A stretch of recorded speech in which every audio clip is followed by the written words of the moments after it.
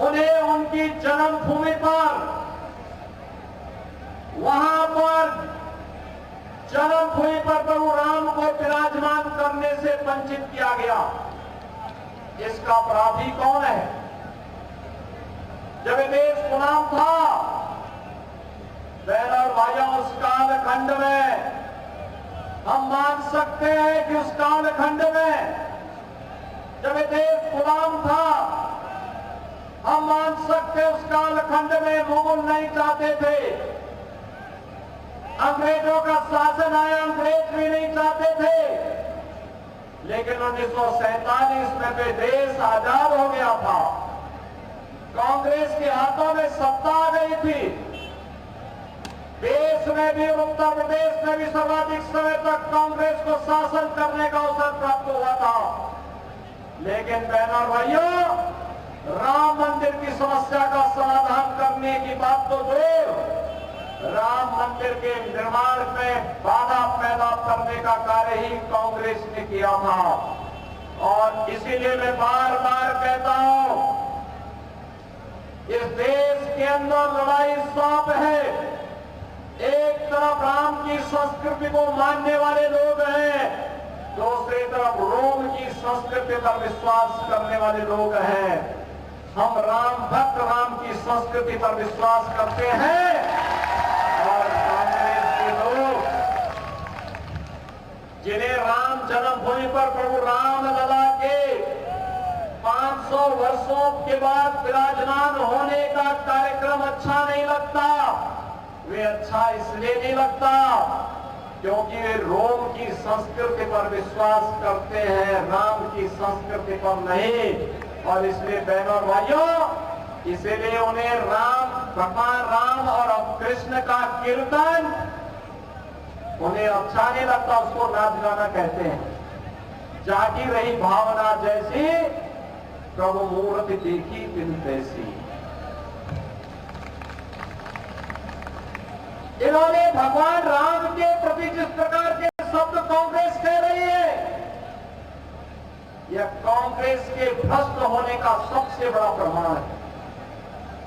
बहनों और भाइयों, अयोध्या में 5 सदी के बाद, 500 वर्षों के बाद अगर यह पवित्र तिथि आई, जब 22 जनवरी 24 को प्रधानमंत्री मोदी जी के कर कमलों से रामलला का विराजमान हुआ, तो इसमें भारत की न्यायपालिका की ताकत का एहसास तो देश और दुनिया ने देखा ही, लेकिन साथ साथ बहनों और भाइयों, साथ साथ डबल इंजन की सरकार बड़ी से बड़ी समस्या का समाधान कर सकती है, यह भी साबित होता है। याद करिए, आपने 2014 में मोदी जी को आशीर्वाद देकर के प्रधानमंत्री बनाया। 2017 में मोदी जी के आह्वान पर उत्तर प्रदेश में भारतीय जनता पार्टी की सरकार बनी और 2019 में अयोध्या में राम जन्मभूमि की समस्या का समाधान हुआ और 2024 में प्रभु रामलला अपने भव्य मंदिर में विराजमान हो गए। डबल इंजन सरकार की ताकत का एहसास है। अयोध्या में रामलला विराजमान हो गए और कश्मीर में आतंकवाद की जड़ धारा 370 सदैव के लिए समाप्त हो गई। बहनों और भाइयों, ये धारा 370 कांग्रेस की देन है। हमारा हरियाणा का जवान देश की सीमाओं की रक्षा करने के लिए अपनी जवानी लगाता है, लेकिन सुरक्षा में सेंध लगाने का काम कांग्रेस करती है। जवान लड़ता है देश के लिए, लेकिन समाज को जाति के नाम पर, क्षेत्र के नाम पर, भाषा के नाम पर, मत और संप्रदाय के नाम पर बांटने का पाप ये कांग्रेस करती है। बहनों और भाइयों, हमारा जवान देश की सीमाओं की रक्षा करता है और हरियाणा के अंदर हमारा किसान, अन्नदाता किसान के रूप में देश के पेट पर भरने के लिए अन्न उत्पादन करता है, लेकिन किसानों का शोषण करने का कार्य ये कांग्रेस करती है। याद करिए 2014 के पहले किसान आत्महत्या करता था, नौजवान पलायन करता था, बेटी और बहनों की इज्जत सुरक्षित नहीं थी, व्यापारी का कोई सम्मान नहीं था, अराजकता चरम पर थी, रोज एक नया घोटाला आता था और उस घोटाले में नौजवान पिसता था, व्यापारी पिसता था, किसान का शोषण होता था। आज तो पिछले 10 वर्ष में आपने डबल इंजन की सरकार का एहसास हरियाणा में किया है। बहनों और भाइयों, हरियाणा का मतलब ही है अन्नदाता किसानों के ऊपर जो हरित क्रांति के लक्ष्य को पूरा करने में सफल हो। और हरियाणा का मतलब है हरियाणा, यानी यहीं पे परित्राणाय साधूनाम विनाशाय च दुष्कृताम, सज्जनों का संरक्षण करेंगे, लेकिन दुष्टों को राम नाम सत्य की यात्रा में भी भेजेंगे। भगवान का आह्वान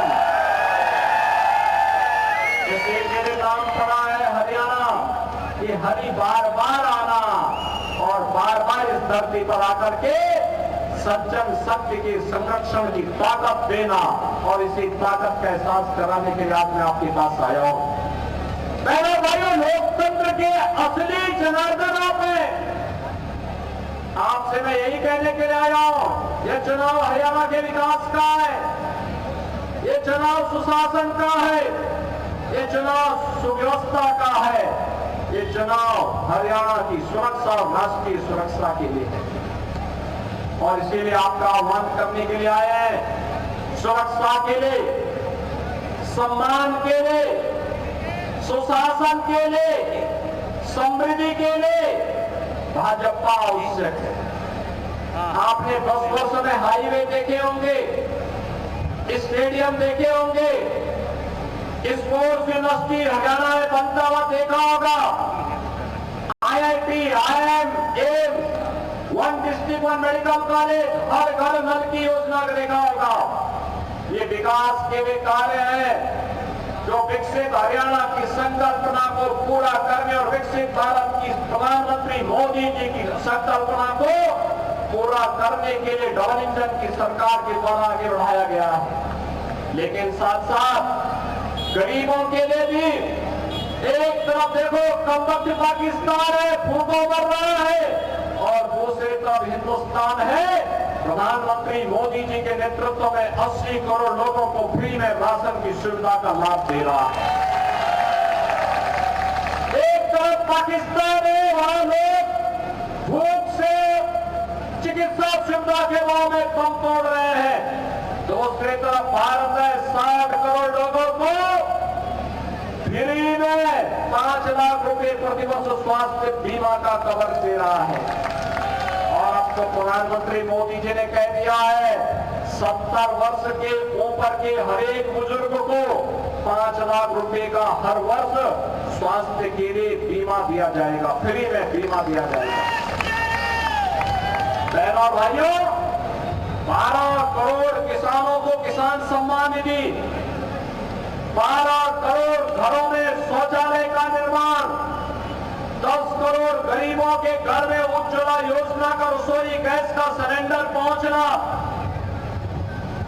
MSP 24 जीन्स पर MSP का लाभ अन्नदाता किसानों को देना, 4 करोड़ गरीबों का मकान बन जाना, प्रधानमंत्री आवास योजना में आवास बन जाना, यह गरीब कल्याणकारी योजनाओं का लाभ आज समाज के हर एक तबके को किस रूप में प्राप्त हो रहा है, इसका एहसास ये डबल इंजन की भाजपा की सरकार ने 10 वर्ष के अंदर कराया है। लेकिन बहनों और भाइयों, ये कांग्रेस क्या कर रही थी?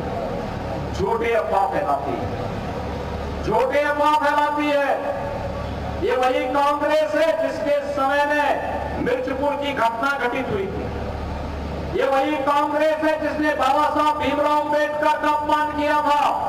ये वही कांग्रेस है जिसने दलितों का, महिलाओं का, बेटियों का अपमान किया था। जिसने किसानों को आत्महत्या करने के लिए मजबूर किया था, ये वही कांग्रेस है जिसने भ्रष्टाचार के कारण नौजवानों के जीवन के साथ खिलवाड़ किया था। ये वही कांग्रेस है जो आपकी आस्था के साथ खिलवाड़ करती है। ये वही कांग्रेस है जिसने विकास से आपको वंचित किया था। बहनों और भाइयों, कांग्रेस का हाथ माफियाओं के साथ, ड्रग माफिया के साथ कांग्रेस खड़ी है, माइनिंग माफिया के साथ कांग्रेस खड़ी है, कैटल माफिया के साथ कांग्रेस खड़ी है, वन माफिया के साथ कांग्रेस खड़ी है, ऑर्गेनाइज्ड क्राइम में लिप्त माफिया के साथ कांग्रेस खड़ी है। और इसीलिए माफिया का उपचार केवल भाजपा है, केवल भाजपा। बहनों और भाइयों, यूपी में 17 के पहले तो यहाँ पे पंडित राम कुमार गौतम जी कह रहे थे, 17 के पहले वहां अराजकता थी, गुंडागर्दी थी, दंगे होते थे। 17 के बाद एक भी दंगा नहीं हुआ, बेटी सुरक्षित है, व्यापारी का सम्मान भी है। दिन हो या रात, आप चलिए, कोई आपके साथ छेड़छाड़ नहीं करेगा, क्योंकि छेड़छाड़ करने वाले को और दंगाई को पता है कि अगर उसने तो साहस किया तो राम नाम सत्य है कि यात्रा फिर।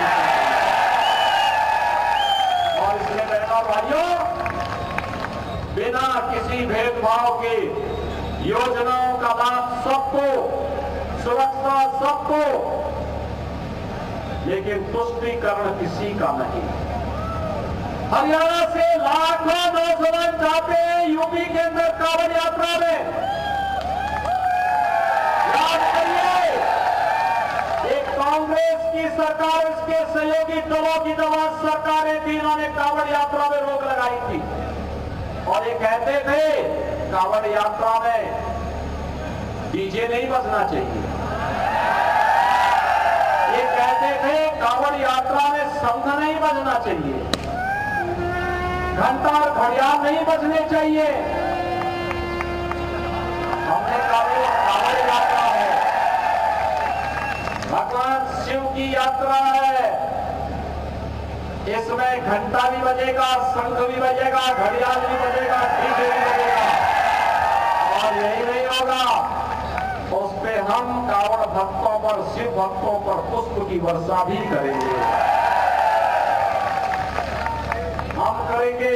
और जिसको अच्छा नहीं लगता है, बहनों और भाइयों, हमने कहा था जिसको अच्छा नहीं लगता है, जिसके कानों में शंख की ध्वनि अच्छी नहीं लगती, घंटे और घड़ियाल की ध्वनि अच्छी नहीं लगती, वे अपने कान को बंद कर ले, लेकिन यात्रा हम रोकेंगे नहीं, यात्रा रोकेंगे नहीं। अगर कहीं के माइक बंद होंगे तो स्थलों के होंगे जहां से चिल्लाहट होती है। आज आप देखते होंगे उत्तर प्रदेश के अंदर किसी भी धर्म स्थल पर माइक नहीं है, उतार दिए गए, सब उतार दिए गए, अब कोई चिल्ला नहीं सकता। और इसलिए बहनों और भाइयों, मैं आपका आह्वान करने के लिए आया हूं, ये सुरक्षा हो या सुशासन, विकास हो या विरासत, ये केवल भाजपा कर सकती है, भाजपा कर सकती है, मोदी जी के नेतृत्व में डबल इंजन की सरकार कर सकती है। और उस डबल इंजन की सरकार के लिए इस सफीरों से मैं आपके पास अपील करने के लिए आया हूं, पंडित राम कुमार गौतम जी को इस उम्र में एक बार फिर से मौका दें, डबल इंजन सरकार बनाने के लिए उनको मौका दीजिए। पंडित राम कुमार गौतम को वोट देने का मतलब विकास भी होगा, विरासत की शानदार यात्रा के लिए वो आपके साथ खड़े होंगे, मजबूती के साथ खड़े होंगे। और इसी का एहसास कराने के लिए आज मैं आया हूं। मैं परसों नारनौद में था, पंडित जी ने कहा कि एक बार सबीरों में आपका कार्यक्रम हो जाता, मैंने कहा पंडित जी मैं पूरा प्रयास करूंगा सबीरों में आने का। और वह इस उम्र में एक सच्चा ईमानदार पूरी मजबूती के साथ देश और धर्म के साथ पूरा जीवन लगाने वाला व्यक्ति है। इस उम्र में भी ऐसा एहसास होता है कि वह आज कलयुग के नहीं बल्कि द्वापर युग के महामानव के रूप में आपके बीच में है। अपनी सज्जनता, अपनी ईमानदारी और अपनी सरलता के लिए आपके बीच कार्य कर रहे हैं। और इसीलिए आपका आह्वान करूंगा कि पवित्र राम कुमार गौतम जी को भारी बहुमत से विजयी बना करके सभी को से भेजना है। भेजेंगे? आपका आशीर्वाद मिलेगा? मिलेगा? दोनों हाथ ला करके मुट्ठी बंद करके मेरे साथ बोलेंगे, जहां तक मेरी आवाज जा रही है।